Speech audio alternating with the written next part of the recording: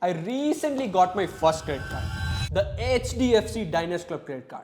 Now, I can go on free vacations. But the original Diners Club credit card wasn't created for this. Long before credit cards were a thing, there was something called a Diners Club card. Started in 1949 by a guy named Frank McNamara who forgot his wallet while having dinner in New York. He and his business partner Ralph Schneider then invented the Diners Club. The Diners Club was the first real payment card company in the world, and it let you eat at restaurants on credit, and then you could pay off your bill at end of each month. In its first year itself, 10,000 people signed up for the Diners Club card, and by 1959, it went viral and had over 1 million members. People even started using it at retail stores. From there, the number of credit card users just skyrocketed across the world. Over the years, credit cards have become one of the most popular and convenient ways to make payment for millions of people. As of 2024, India alone has more than 100 million active credit cards, with transactions crossing more than 12 lakh crore rupees annually. With a credit card, you can make instant purchases whenever you need, without worrying about your bank balance, and even get rewarded with perks like cashback and reward points. And let's not forget everyone's favorite, lounge access. Free food before a flight is always delicious. But why do banks give us all these perks? Who's actually paying for it? And how do banks or credit card companies make money while giving away so many free benefits? This is Kunal and you are watching Insights by TBH. When Frank McNamara created the credit card, he discovered something new, a human psychological trait. You see, a credit card gives you a feeling of access to a wealth that you never had. It makes you feel like a king. You can literally buy anything you want in an instant. It taps into the human desire for instant gratification. You only realize it at the end of the month. You know who else uses the same tactic? Casinos.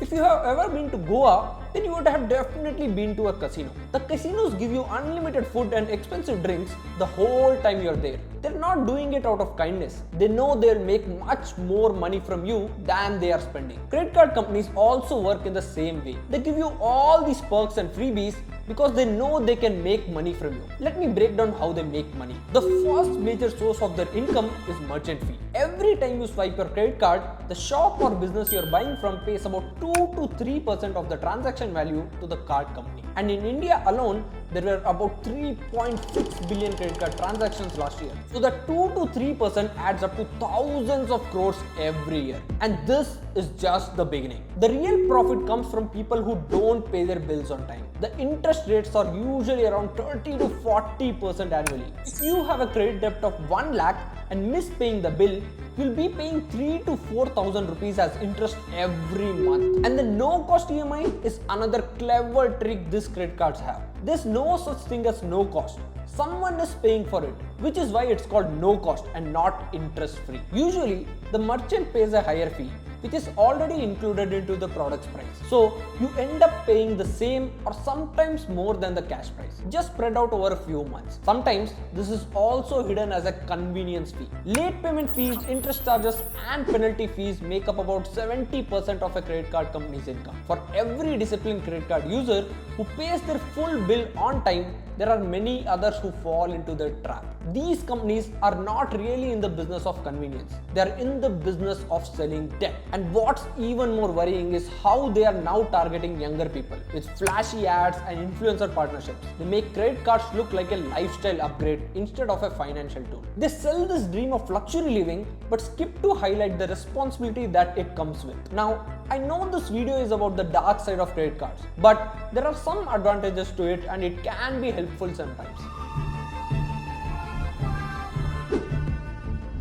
Let's take a look at them. Unlike loans, which comes with endless paperwork and hassle, a credit card makes borrowing money super simple. And the best part, it is interest free for a small period of time.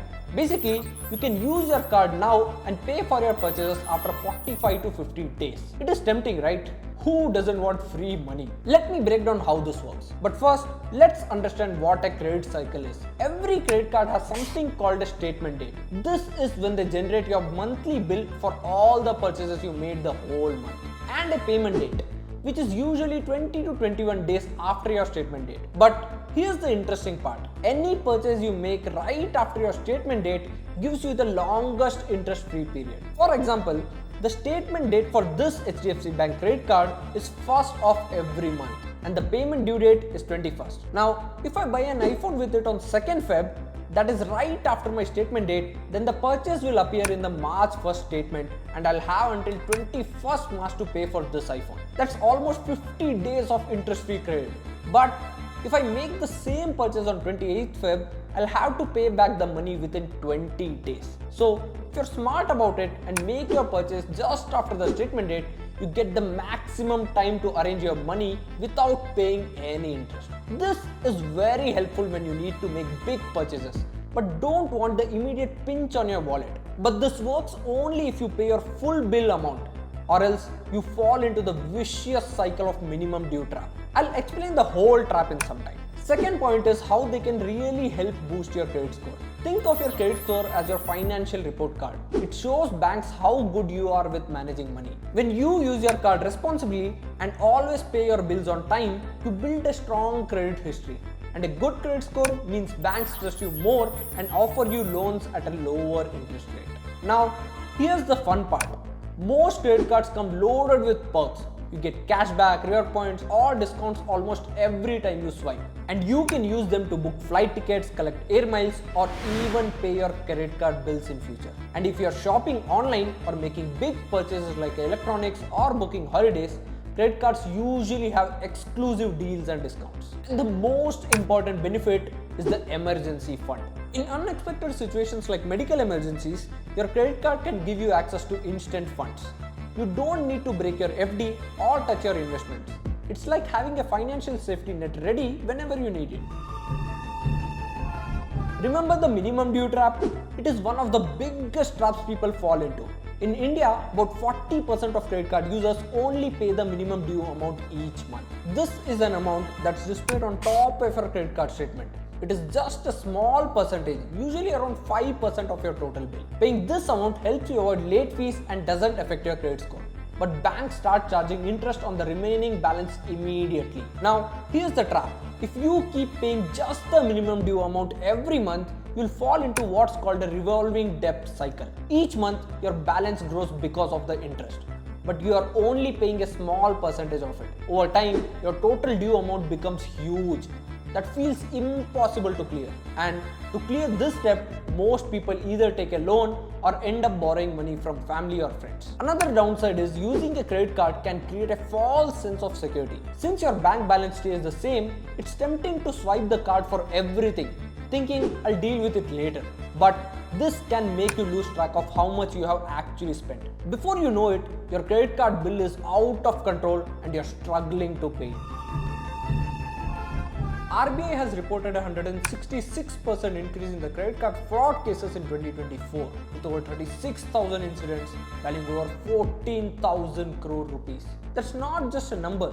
It is thousands of people and families losing their hard-earned money to some tech-savvy criminals sitting in a dark room. And the most popular type of fraud these days is called phishing. You might have heard this term before, but let me explain it in simple terms. Phishing is basically when scammers trick you into giving up your personal information like your name, card details, OTPs or other sensitive info by pretending to be someone trustworthy. Let me break it down. One day, you receive an email that looks exactly like it's from your bank with a subject line, "Urgent, verify your card details immediately." The email looks completely professional with a bank logo, official language and even a link that looks legit. Once you click the link and boom, after some time you see some unknown transactions on your account. But how the hell did this happen?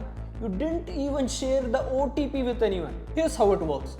Scammers create near perfect replicas of bank websites or send emails or messages that look like they are from your bank.